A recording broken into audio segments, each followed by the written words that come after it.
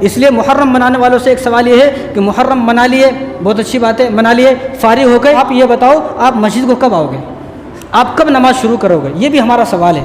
محرم منا لیے، ہو گیا، قرآن کب سے شروع کرو گے آپ کی مسجدیں خالی ہیں، ویران ہیں، کب سے آپ مسجدوں کو آباد کرو گے؟ ساری زندگی مؤذن پکارتا رہا، حی علی الصلاۃ حی علی الفلاح الصلاۃ خیر من النوم، ساری زندگی مؤذن پکارتا رہا، آؤ نماز کی طرف، مسجد میں کامیابی ہے، نماز میں کامیابی ہے۔ انہیں 10 محرم کے دن شربت میں کامیابی تلاش کر رہا ہے، حلیم میں کامیابی تلاش کر رہا ہے، دعوت میں اور بریانی میں کھچڑے میں کامیابی تلاش کر رہا ہے، روڈوں پر کھڑا ہو کر بدنام ہو رہا ہے خود بھی اور اسلام کو بھی بدنام کرا رہا ہے، اور یہ آدمی سوچ رہا ہے کہ میں کامیاب ہو جاؤں گا۔ یہاں مؤذن پکارا حی علی الصلاۃ حی علی الفلاح، پوری زندگی ہو گئی اس کو پکارتے پکارتے، لیکن کبھی اس نے یہ سوچا نہیں کہ یہ آواز کیوں آ رہی ہے۔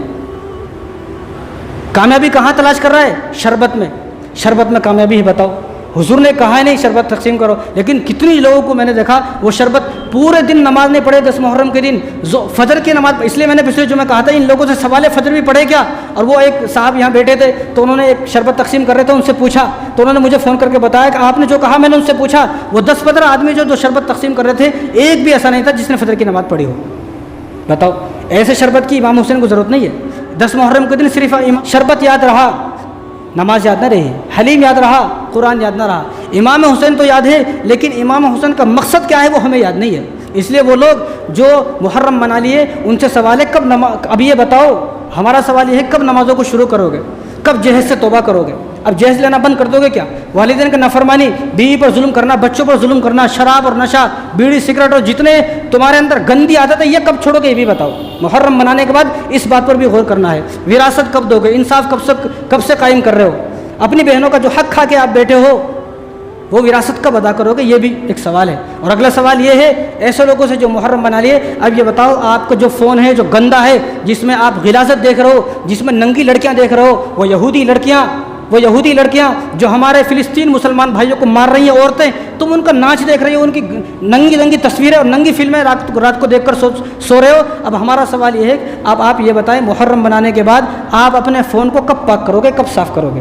اس لیے حسین کا عاشق نماز نہیں چھوڑتا ہے، حسین کا عاشق جھوٹ نہیں بولتا ہے، حسین کا عاشق دھوکہ نہیں دیتا ہے، حسین کا عاشق کبھی تکبر نہیں کرتا ہے، حسین کا عاشق مسجد کو آباد کرتا ہے، مسجد کو ویران نہیں کرتا ہے، حسین کا عاشق کبھی شراب نہیں پیتا ہے، حسین کا عاشق کبھی نشہ نہیں کرتا ہے، حسین کا عاشق لڑکی آئے تو نظریں جھکا لیتا ہے، حسین کا عاشق ہر آدمی کے ساتھ حسن سلوک کرتا ہے، حسین کا عاشق جو ہے وہ کبھی جہیز لیتا نہیں ہے، بیوی کو مارتا نہیں ہے، بچوں پر ظلم نہیں کرتا ہے، بہنوں کو حق دیتا ہے، اولاد کو حق دیتا ہے، جس کا حق ہے ان سب کا حق ادا کرتا ہے، مسجد سے محبت کرتا ہے، علماء سے محبت کرتا ہے، امام سے محبت، قرآن سے محبت، مؤذن سے محبت کرتا ہے۔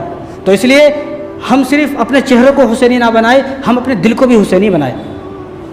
ہمارے دل میں حسین نہیں ہے، ہمارے دل میں یزید بستا ہے، لیکن ہمارے چہرے پر حسین بستا ہے۔ جس کا صرف چہرہ اور حلیہ حسینی ہے اس کے لیے جنت نہیں ہے۔ اللہ نے اعلان فرمایا الا من اتى اللہ بقلب سلیم، جو پاک اور صاف دل لے کر آئے گا جنت کے دروازے اس کے لیے کھلیں گے۔ اس لیے کسی نے کہا نا ملے گی جنت پیے گا کوثر، اسی کو محشر میں چین ہوگا۔ ملے گی جنت پیے گا کوثر، کوثر کیا؟ آب کوثر۔ ملے گی جنت پیے گا کوثر، اسی کو محشر میں چین ہوگا۔